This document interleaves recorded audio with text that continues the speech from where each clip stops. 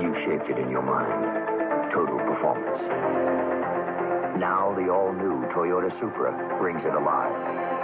Super power, created by a 3-liter 24-valve, 200-horsepower engine. Super suspension, racing type, double wishbone, fully independent. Super cockpit, where you perform. The new Toyota Supra. Performance without compromise. Now the Supra dynasty begins. Who could ask for anything more?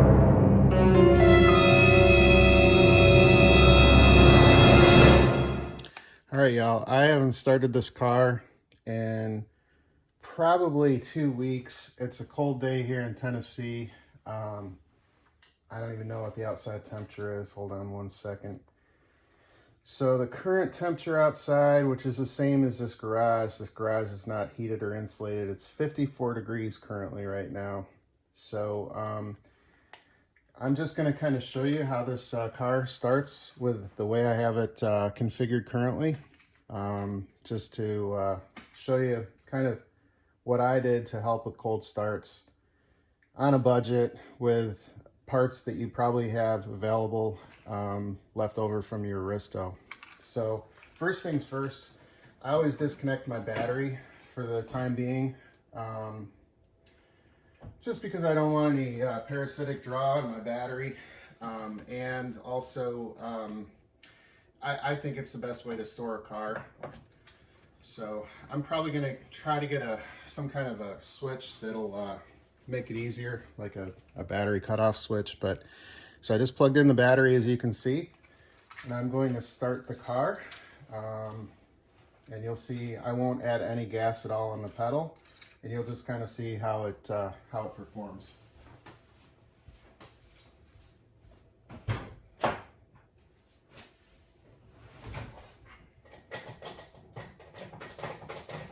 Making sure it's out of gear.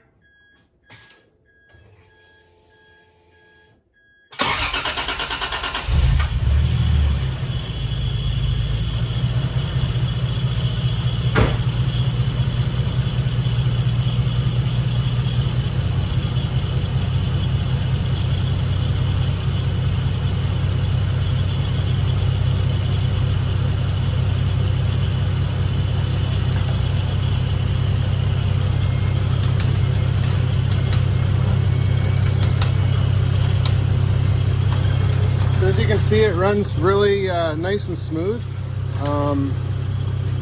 You know, I could do a remote start in this build if I wanted to, you know, and it would start reliably. It idles nice and smooth, has very smooth idle on cold starts. And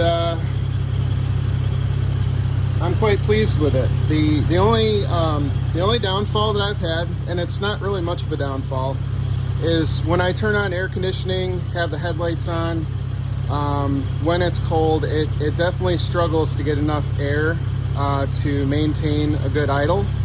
And it goes below the designated or desired RPM idle. This is running on EMU black. It's not the tune's fault or the you know, the engine management's fault that you know, as to why it struggles. It's really just based on, again, the valve that I have for intake air control is just not quite large enough to fill the demand of what the motor needs under that kind of draw. So basically I'll now show you how I achieve this. And I'm going to go through the build.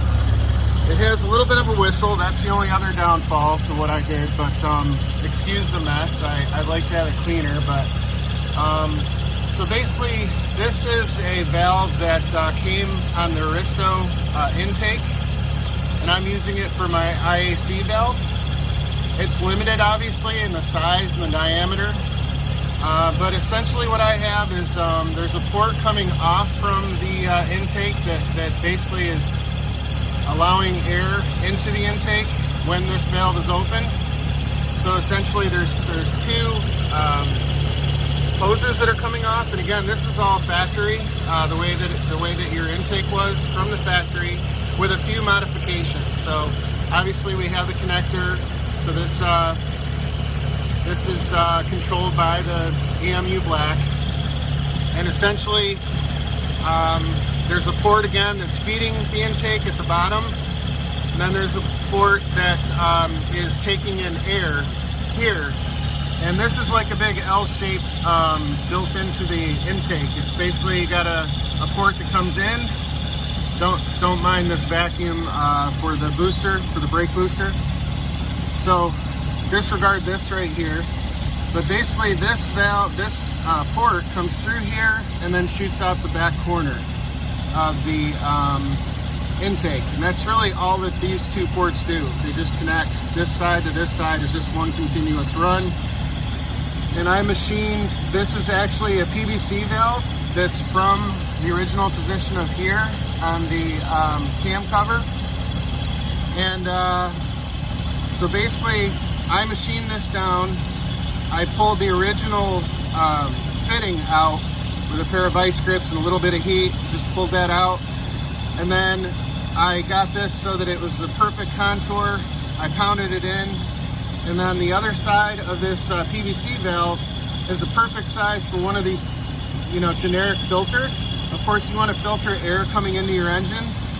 So this is just again, a very cheap, inexpensive way that you can control your idle air. It's not ideal. Some tuners will kind of turn their nose to it, but it does work. And it works pretty well, in my opinion. So this is just like a really cheap universal air filter. I think it's like a 10 millimeter connection, 10 millimeter port.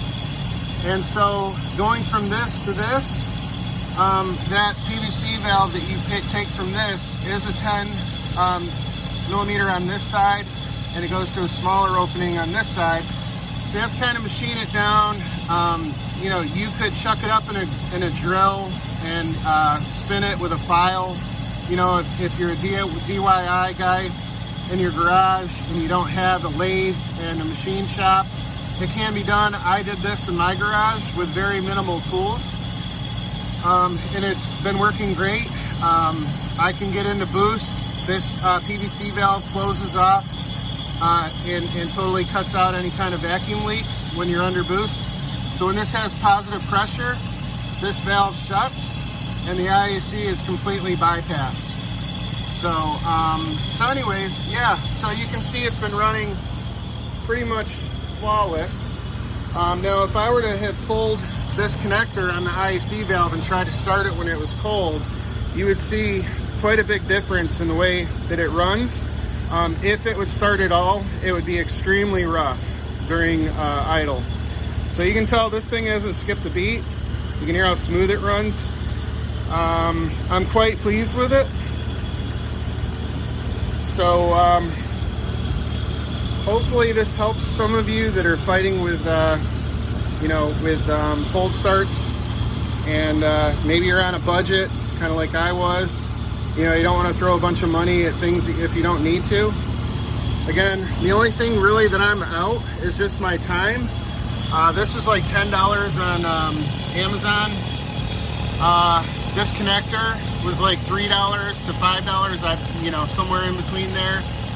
And I had a spare wire, so in my harness. So I just figured, why not give it a shot?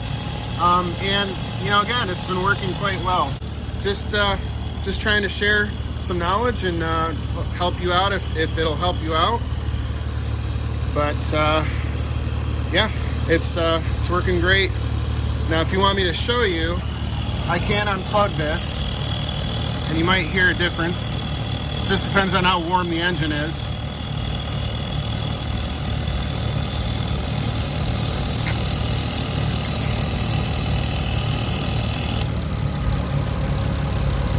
And you can hear it die down a little bit.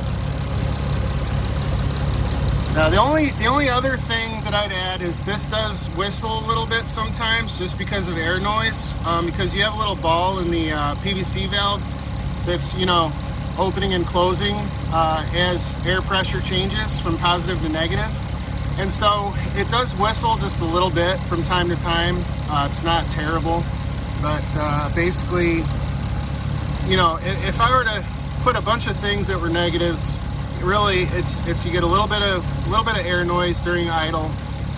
It pretty much goes away as the engine warms. Your tuner can pretty much you know, try to take out the IAC control, shut it off. That's what I'd suggest, and you won't have anything, you know, to worry about, any air noise or anything during operation while the engine's warm. So anyways, I'll plug it back in. You can kind of hear what I'm talking about.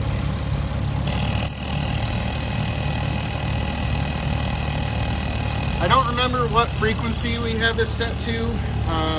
I don't remember if we are at 20 hertz or if we went to 60 hertz, but I can try to find that out. But you really just have to play with it yourself until you're happy with it. I don't think I really, you know, found any information on what frequency would be best for this valve, so we just kind of had to play with it.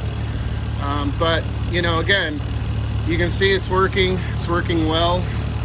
I've had a lot of naysayers, you know, that, you know, because it's an unconventional way of doing it, that, you know, horrible idea, it'll never work right, but I'm here to tell you that it does. So anyways, once again, I will let you go.